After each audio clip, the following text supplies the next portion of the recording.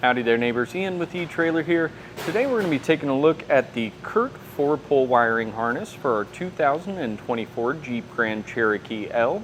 Let's take a look at a few features and then get into that install. 4-pole here is going to give us our normal operations of those tail lights, turn signals, and brake light.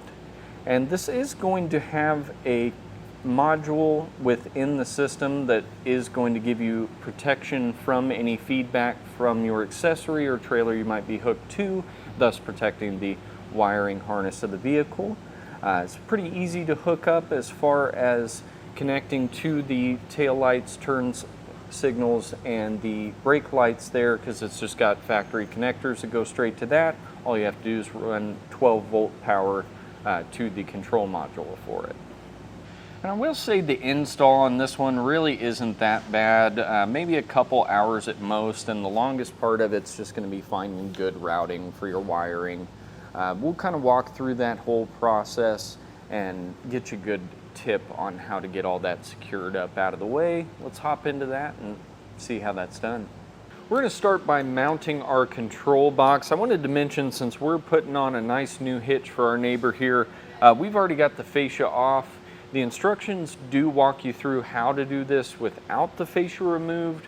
We're going to be showing it with it all off, but I'll kind of explain as we go along how the wiring needs to be routed and do the instructions the exact same as we would if the fascia was on. So what we'll need to do is make our pilot hole first for our self-tapper to run in. I'm going to have that box living just right about here. I'll make my pilot hole.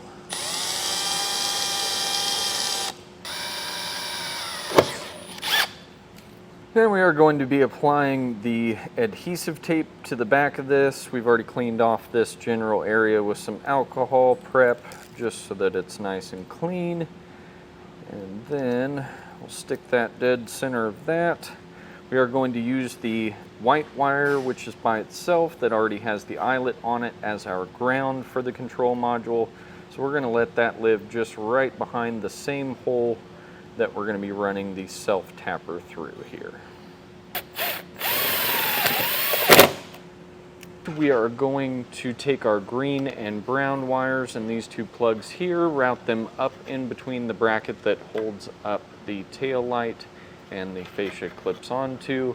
We will take our plug here with this little tab up towards our red part of the factory plug and just push that on and add the lock. Take the yellow wire and our 4-pole 4-set and begin to run those across the top of the hitch. We're going to go all the way across with the yellow wire. We're going to stop at about midway with the 4-pole, of course, and then we will come up the exact same route that we did the green and brown wires, taking our yellow wire and the two plugs, going between the bracket and the wall of the cab. And we'll find our tab, line that up with the red lock, get that to click in, and then lock that into place. Take the black wire from the control box here, and we're going to take our black wire that's going to be the power cable going up to the battery, and we're going to add a butt connector to get that connection started. Now, we've got some heat shrink butt connectors here. They do not come with the kit, but you can always pick those up from wonderful etrailer.com and we'll get you squared away. It's just going to help keep that corrosion and any debris from causing bad connections. And then we'll add our wire from the control module. Give that a good crimp here. Come in with our heat gun and get that all shrunk down. Biggest concern you're going to run into when running your power wire is the exhaust, unfortunately. Since the box lives on the driver's side, we have had to route all the way along the rear bumper, following where we ran the yellow wires and our 4-pole, coming down back between, and then running down and through the frame here, we've gone up over not only the sway bar, but the axles and the frame, so that way we're not running into any of that. Of course, we want to avoid any moving or hot parts. So got that running above the frame, following some factory lines here next to our tank. And again, following that down through this cover here. From the cover, we've gone above this attachment point for the front of the vehicle, up in between all of these covers here. Went as far as going between the covers and up to the engine bay. And from those covers down there in this driver's side wheel well, I used a small space that you've got next to the AC lines underneath your intake.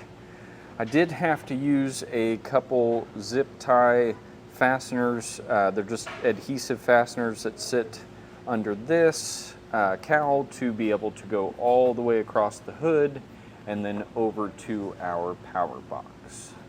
Add in the fuse connector here, so we'll need to strip down the power wire we've got ran from the control module. We'll add another blue heat shrink butt connector here. Heat shrink this butt connector. Now we'll take the provided ring terminal and get that one crimped on to our last end here. And then under the fuse panel lid here, we've got a set of positive connections. I'm going to use this first one, which is a 13 millimeter.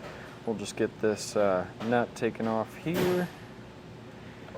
Add our ring terminal to it, making sure we keep the connector out of the way. So that lid is going to have to go back on, and we'll tighten down the nut. And last but not least, we're going to add the 10 amp fuse to the holder and get that lid closed up.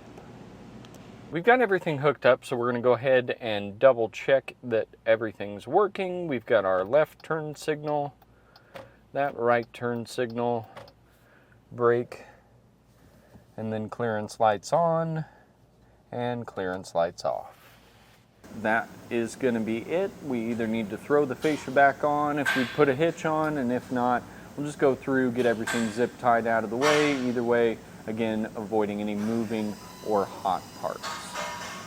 And that's going to do for our look at and installation of our Curt wiring harness for our 4-pole connector on our 2024 Jeep Grand Cherokee L. My name's Ian with eTrailer. Thanks for watching.